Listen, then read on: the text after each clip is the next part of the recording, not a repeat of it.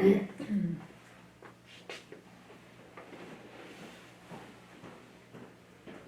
Schmidt, Dave Schmidt.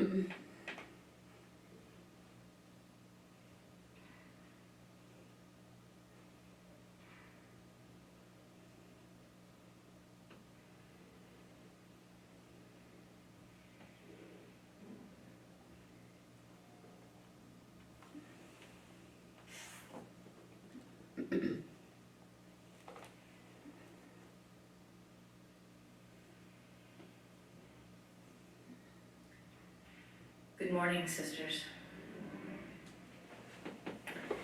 It's quite a surprise that we are here today to remember Sister Mona. And in the midst of the unexpected, it's good for us to come together and remember her life. Mona was a caring and enthusiastic educator. She believed in Catholic education and its role in instilling values and virtues in children. She loved teaching kindergarten, and she said she could have done it forever. But instead, her gifts were called forth to become an educational leader. In that ministry, she was described as an extraordinary presence, a combination of terrific countenance and steely professional determination. Her professional demeanor was reinforced by her cheerful spirit, her love of adventure, and her sense of humor. Mona's presence and personality were gifts to all who knew her.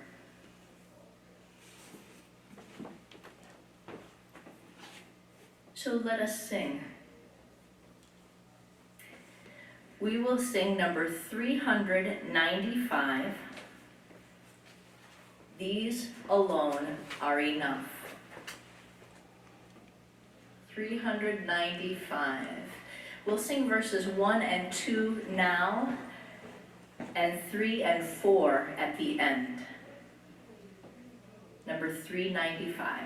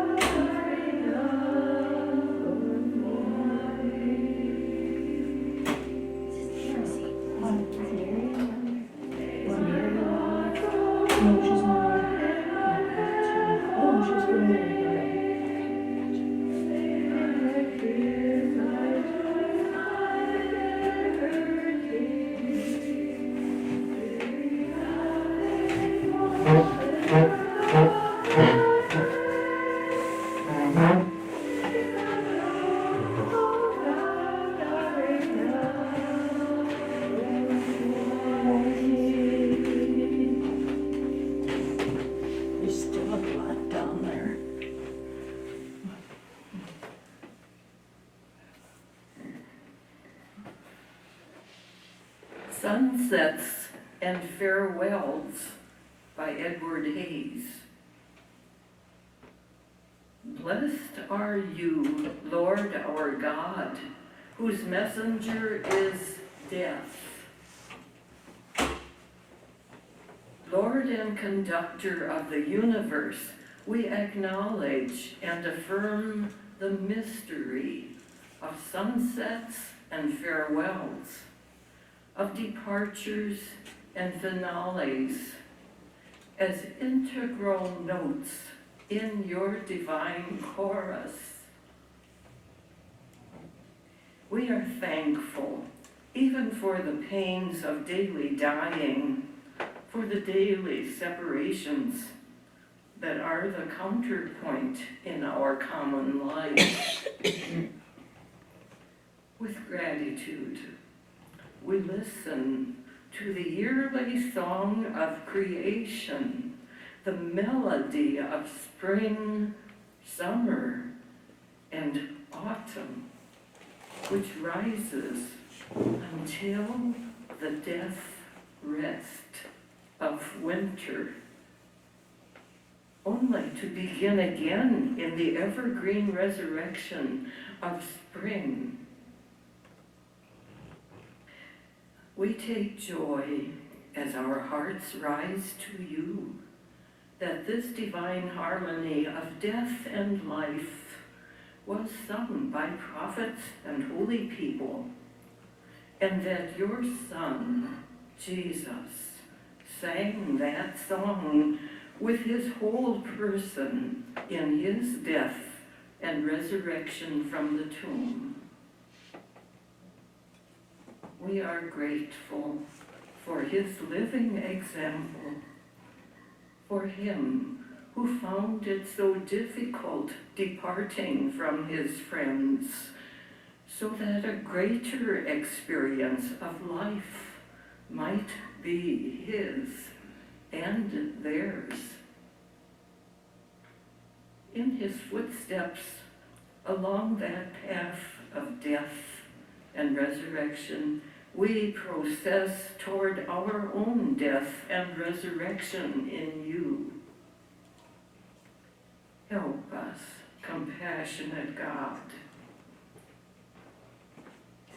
to let your ancient and eternal song of death and life be played out in each of us as we live out our faith, that death is but a doorway that opens into a greater and fuller expression of life, that opens up to a final union with you, who are life.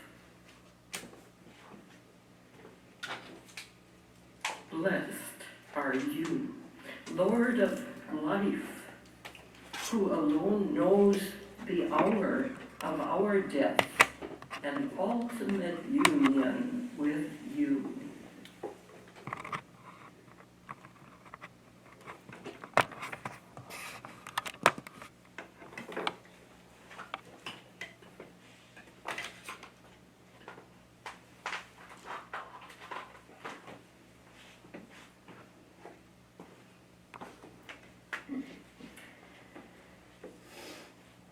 Creator God, you weave your love through us and among us.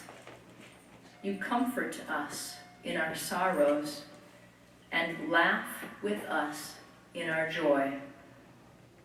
Walk with us today as we find the words to tell the stories of Mona's life. You are now invited to share your stories of Mona, or to share a story on behalf of someone who is not here. There are 2 microphones that will be brought to you if you just raise a hand.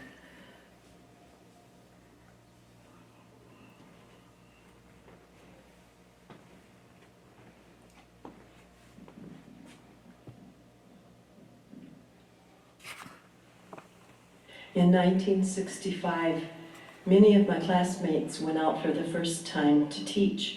Some of our class had already had what they needed, and they were a little older, and so they went on ahead of us. But many of us needed student teaching because we didn't have student teaching before we went out for our first assignments in the fall of '65. So that summer, Mona and Tekla were our mentors and gave us a crash course in student teaching.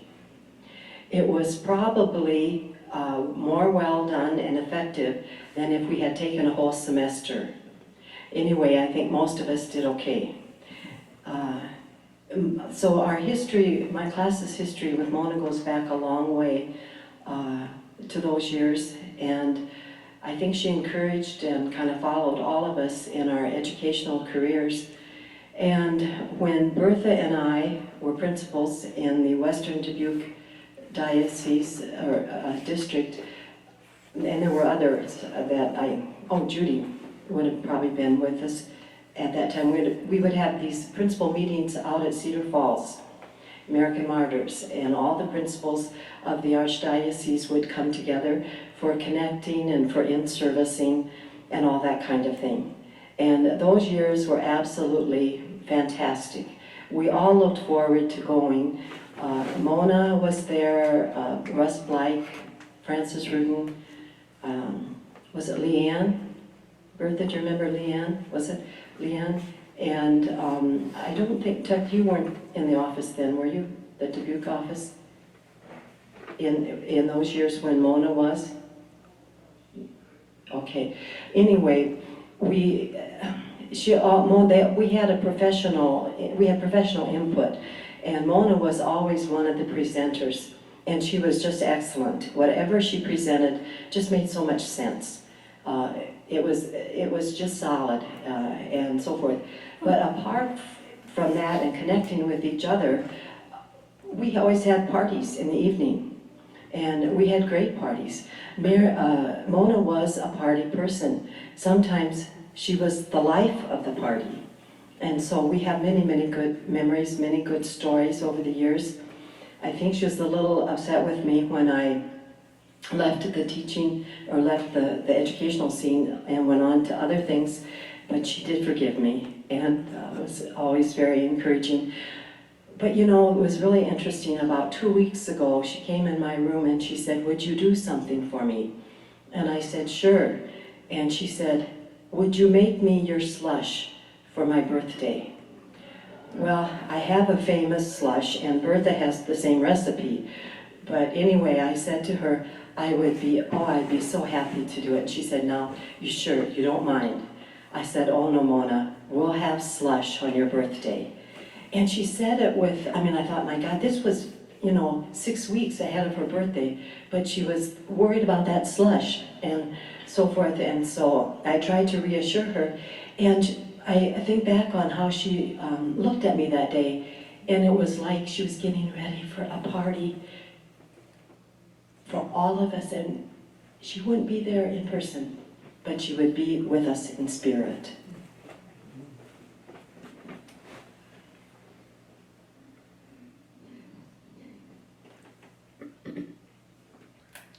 I think because Mona's death was so sudden, I have a few details here which came from Dr. Kirkendall. He called Kathy McDonald specially to give some more details which I would like to share with you now. He really thought he would be dismissing her yesterday, although Monday night she had a very upsetting night with nausea and vomiting, and they were watching this and treating her throughout the night and yesterday morning. However, later yesterday, she went into atrial fib, and that was being treated as well. He told Kathy that she had a large hiatal hernia, and she had it for a long time. And I don't know how many years, but she decided she did not want surgical removal of that. So yesterday there was a torsion of the hernia, which means it was twisting and turning. She went into ventricular tachycardia, or rapid heart rhythm, and then she died. She died at 4:45, and the nurse was on the phone to tell me at 4:50. She went on to explain, and I said, "Did she die?" She said, "Yes." I said, "What time?" And 5 minutes ago.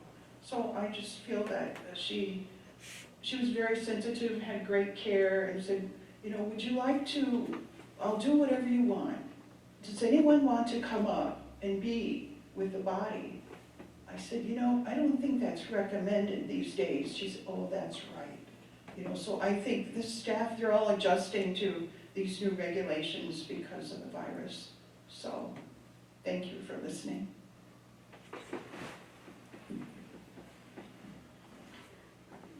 Sister Mona always loved to travel. So when we went to Charlotte, she went down 2 years before I did. And she said, what we're going to do is we're going to spend, before school starts, we're going to spend time traveling so you can learn about North Carolina because you're going to have to teach it. I said, okay, I was ready to go. And she was always so happy to have to go places. Anytime she wanted to, we'd go out to the lake every Sunday, and in between, we'd go down to the beach where they had a place, and we'd have a good time there. I lived with Mona 34 years in 3 different places, so I kind of know her. It was in the late 1970s or early 1980s that Sister Mona was my regional coordinator.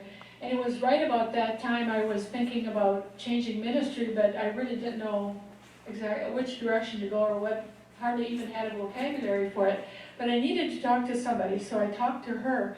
And I so appreciated her, I mean, she listened comprehensively. I don't know exactly how to explain that, but she heard me, and she had, she was a woman who had her feet on the ground, and she gave me some practical pointers for moving ahead, and it made all the difference for me at the time. I don't even remember where I ended up after that or what she said, but I remember being very helped by her, and so I always appreciated that over these many years.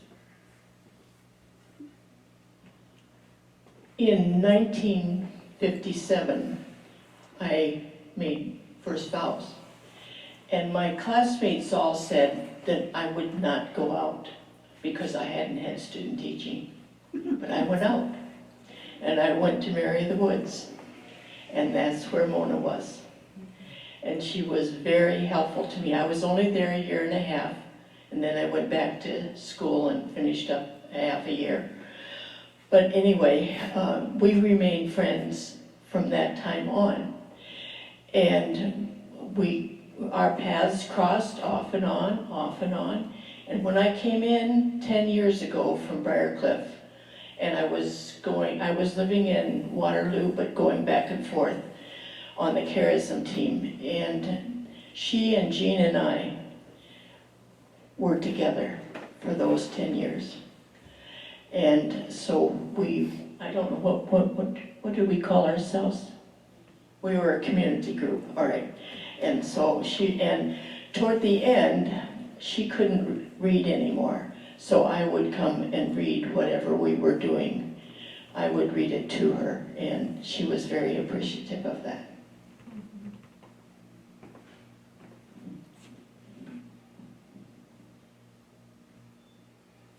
A week ago, we were here remembering sharing stories about Pat. And she was my first principal when I was a new teacher, and one of those persons that stays with you and is a model for your life. And today, last night already, we started to tell stories about Mona. Mona was my second principal at St. Ed's in Waterloo.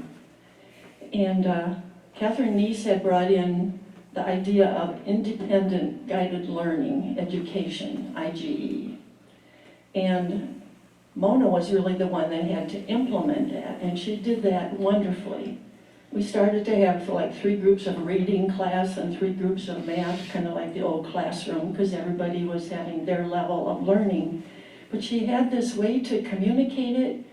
Parents understood it. Teachers were made to be better teachers so that students could be better students.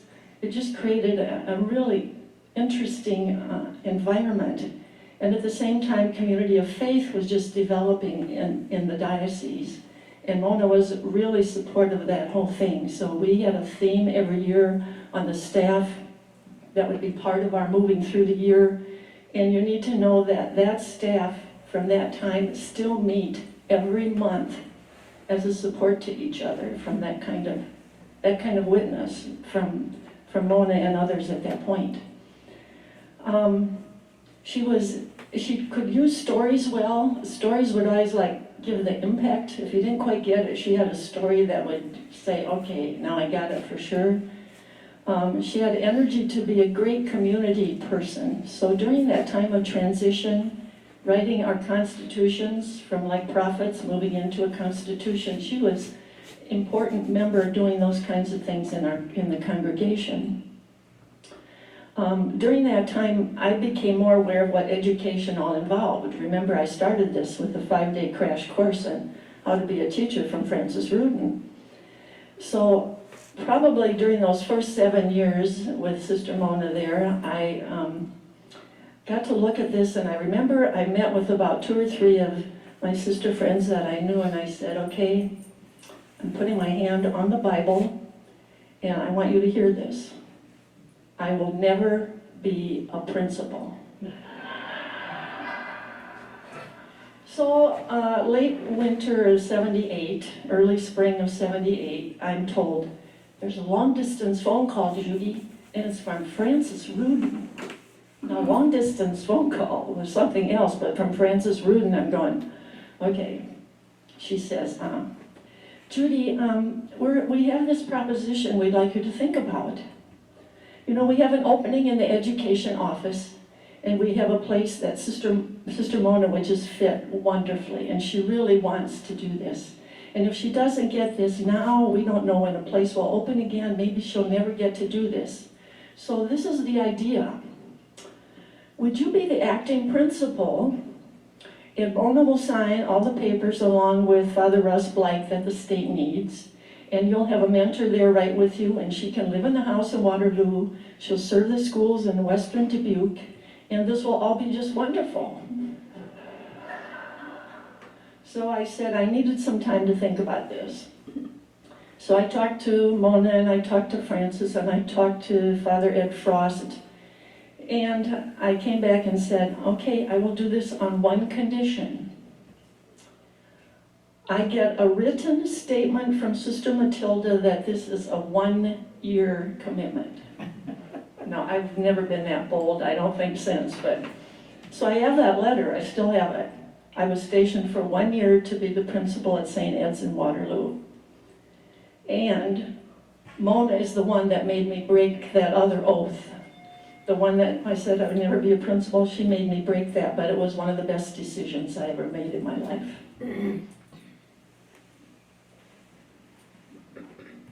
Mona had a very deep prayer life. As Michaela said, we were in a community group together. She was very willing to update her theology. But the other thing I want to say is that she went to Father Bob Beck's class on Monday night for years and years and years. And toward last, she dragged herself up those steps to Smith Hall when I wished she wouldn't. And it was only when she was on oxygen full time that she finally had to quit.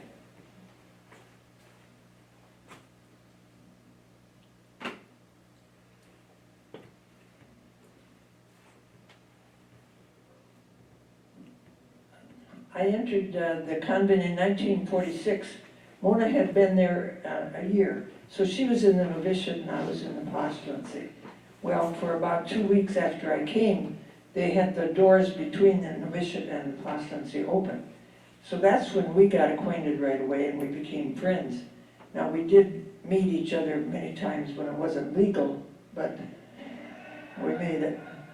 But Mona did coordinate her around in the same schools, the same convents, when she was coordinator that I had the schools. And I remember Sister Teresa had first grade at New Vienna, and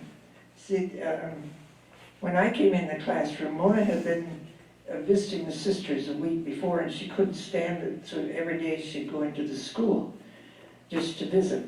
And so Teresa said, when I came in, does anybody remember what this sister's name is? And one kid that was very smart, but he waited a while, and pretty soon he said, Tamona. So I was always Tamona after that. But one time, a very stressful time with her, and was when she was finishing coordinator, and pardon me, I think she was finishing principalship, something at St. Ed's anyway. And Judy Green and Nancy Schreck were living at St. Ed's at the time, and they were going to have a farewell for Mona, for whatever job that was, I suppose, at St. Principal. And so Mona and I stayed overnight with Mary, her sister, the night before, but I was so, my stomach just couldn't take any food, because I was afraid I would let it go. I was supposed to keep it quiet that she was going to have this celebration. and I was afraid somehow you couldn't keep it from Mona. But anyway, finally got her to the gym, and as soon as she said, I opened the door, and they had the drum roll, she knew that they were celebrating.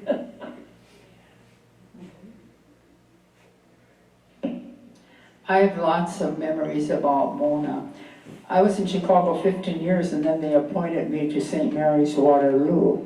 I knew nothing about this diocese anymore. And I remember Mona calling me and talked about the DPI, and I said, "What's the DPI?" It was the Department of Public Instruction. And the first time I came back from a principal's meeting, I had a stack of stuff, and I almost cried. And Mona said, "You don't have to do all that because you have a different school." St. Mary's was interracial, so I thought, yes, if it works, I'll use it. But she was so good and so understanding.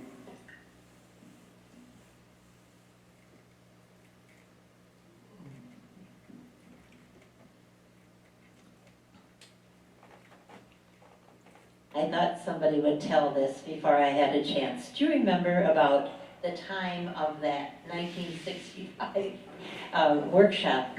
I think it was about then. Mona knew how to talk backwards. Do you remember that? Do you know what Retsis Unknown is? Sister Mona. She, honest to goodness, could talk backwards. She had so much fun with that. You remember, Bev. She could say words. She could think them through fast enough, and then of course all it was cartoonish fun.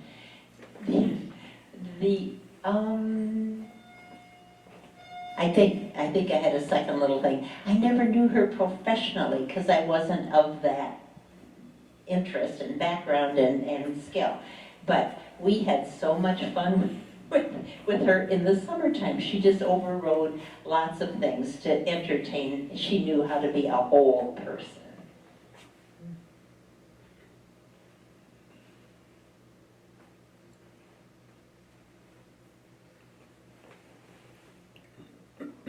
A few years ago, she was invited to the St. Mary of the Woods 8th grade class 50th reunion. And I'm not sure how this all came about, but she contacted me because I had a connection with St. Mary of the Woods, having been there 9 years after her time. But anyway, it so worked out. One of the students came to pick her up. And I said, I'm going to be in Chicago, and I'll bring you home. Well, I was invited to this celebration also. Well, I tell you, was she queen for the night? As you can imagine, they had ballpoint pens made with her name on it and all those years, and cake and boxes of candy, as well as tributes in the evening. I enjoyed it as well because I taught some of their younger brothers and sisters who were about 10 years younger. So anyway, that was enjoyable for me. They got us a hotel room and paid for breakfast the next morning, and we went to St. Mary of the Woods for liturgy. So we had quite the 14 hours, I guess, there. So.